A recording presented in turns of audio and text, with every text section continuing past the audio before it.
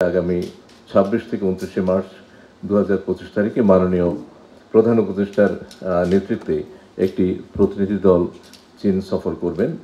বাংলাদেশ এবং চীনের মধ্যে বিদ্যমান যে সৌহার্দ্যপূর্ণ কূটনৈতিক সম্পর্ক এবং আমাদের এই কূটনৈতিক সম্পর্কের ৫০ বছর উদযাপনের এই সময়ে মাননীয় প্রধান উপদেষ্টার এই সফর চীন এবং বাংলাদেশের মধ্যে যেই বন্ধুত্বপূর্ণ দ্বিপাক্ষিক সম্পর্ক সেই সম্পর্কে এক নতুন মাত্রা যোগ করবে বলে আমরা আশা করছি। এই সফরকালে মাননীয় প্রধান উপদেষ্টা দ্য বোয়া ফোরাম ফর এশিয়া বা বিএফএ যেটা চীনের হাইনান প্রদেশে অনুষ্ঠিত হবে সেখানে তিনি যোগ দেবেন আগামী ২৭ মার্চ ২০২৫ তারিখে। তার ওপেনিং প্লেনারিতে তিনি অংশ নেবেন। বিগত প্রায় ২ দশক ধরে এই ফোরাম বৈশ্বিক চ্যালেঞ্জ মোকাবেলায় ঐক্যমত্য সৃষ্টি, বিশ্বব্যাপী বিভিন্ন সমস্যার টেকসই সমাধানে বিভিন্ন দেশের রাষ্ট্র ও সরকার প্রধান, আন্তর্জাতিক সংস্থার প্রধান, মন্ত্রী, ব্যবসায়ী, নেতা, অর্থনীতিবিদ, সম্পাদক এবং সাংবাদিকদের সমন্বয়ে বাস্তবসম্মত প্রস্তাব উপস্থাপন একটা প্ল্যাটফর্ম হিসাবে সমাদৃত। এবারের সম্মেলনের মূল প্রতিপাদ্য হচ্ছে Asia in the changing world towards A shared future. মাননীয় প্রধান উপদেষ্টা ফোরামের যোগদান করে বৈশ্বিক চ্যালেঞ্জ মোকাবেলায় তার যে চিন্তা, বিশেষ করে 3-0 ভিশন, শূন্য দারিদ্র্য, শূন্য বেকারত্ব এবং শূন্য নেট কার্বন নিঃসরণকে একটি ন্যায়সঙ্গত এবং টেকসই ভবিষ্যতের জন্য পাথর হিসাবে বিশ্ববাসীর সামনে উপস্থাপন করার সুযোগ পাবেন। পাশাপাশি বৈশ্বিক বিভিন্ন ইস্যুতে বাংলাদেশের যে অবস্থান সেই অবস্থানও তিনি তুলে ধরার একটা সুযোগ পাবেন।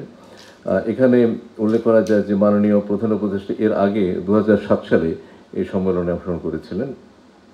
এই সম্মেলনের পর মাননীয় প্রধান উপদেষ্টা চীনের executive vice premier of the state council তার সাথে তার একটা দ্বিপক্ষিক বৈঠক এই বোয়াতে অনুষ্ঠিত হবে এবং এছাড়া কিছু সাইডলাইন মিটিং হওয়ার সম্ভাবনা আছে।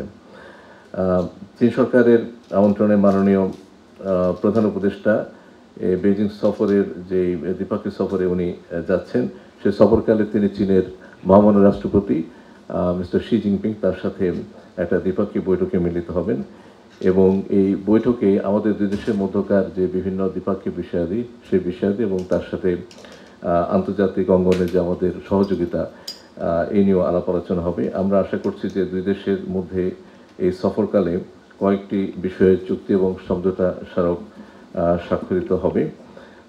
আমি আপনাদেরকে হয়তো এই বিষয়গুলো বলতে পারি। এর মধ্যে আছে মানব সম্পদ উন্নয়ন, অর্থনৈতিক ও কারিগরি সহায়তা, সাংস্কৃতিক ও ক্রীড়া বিষয়ক সহযোগিতা, গণমাধ্যমের মধ্যকার সহযোগিতা, এছাড়া অর্থনৈতিক বিনিয়োগ, অর্থনৈতিক অঞ্চল সংক্রান্ত বিষয়, স্বাস্থ্য সংক্রান্ত সহযোগিতা ইত্যাদি কয়েকটি বিষয়ে এই সফরকালে ঘোষণা আসতে পারে। তো সার্বিক বিবেচনায় মাননীয় প্রধান উপদেষ্টার যে আসন্ন চীন সফর সেটি অত্যন্ত গুরুত্বপূর্ণ। ২৭ মার্চ বোয়া ফোরামের মধ্য দিয়ে এবং সেখানে তিনি চীনের যেই এক্সিকিউটিভ ভাইস প্রিমিয়ার তার সাথে একটা দ্বিপাক্ষিক বৈঠকে মিলিত হবেন। এই ফোরামের সাইডলাইনে মাননীয় প্রধান উপদেষ্টা জাতিসংঘের সাবেক মহাসচিব এবং বোয়া ফোরামের বর্তমান চেয়ারম্যান জনাব বান কি মুন তার সাথে তার সাক্ষাৎ হবে। এছাড়া এই বোয়া ফোরামে যোগদানকারী আরও কিছু নেতৃত্বের সাথে তার দ্বিপাক্ষিক বৈঠকের সম্ভাবনা আছে।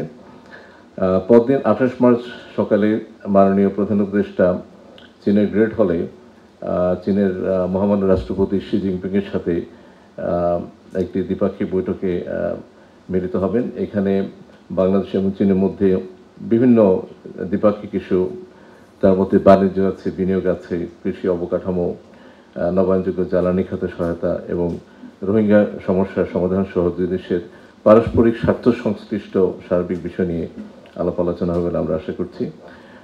এই বৈঠক শেষে বাংলাদেশের ব্যবসা বান্ধব পরিবেশ নিয়ে চীনা বিনিয়োগকারীদের অবহিতকরণ এবং বিজনেস লিডার্স নামে একটা অনুষ্ঠানে মাননীয় প্রধান উপদেষ্টা অংশ নেবেন। এরপরে একই দিনে অর্থাৎ ২৮ তারিখে মাননীয় প্রধান উপদেষ্টা 3টি ভিন্ন ভিন্ন থিমের উপরে রাউন্ড টেবল ডিসকাশন হবে, সেগুলোতে অংশ নেবেন। এই থিমগুলো হচ্ছে high level roundtable on sustainable infrastructure and energy investment. 2, high-level roundtable on Bangladesh 2.0 manufacturing and market opportunities. এবং 3, high-level roundtable on social business, youth entrepreneurship and the world of 3 zeros.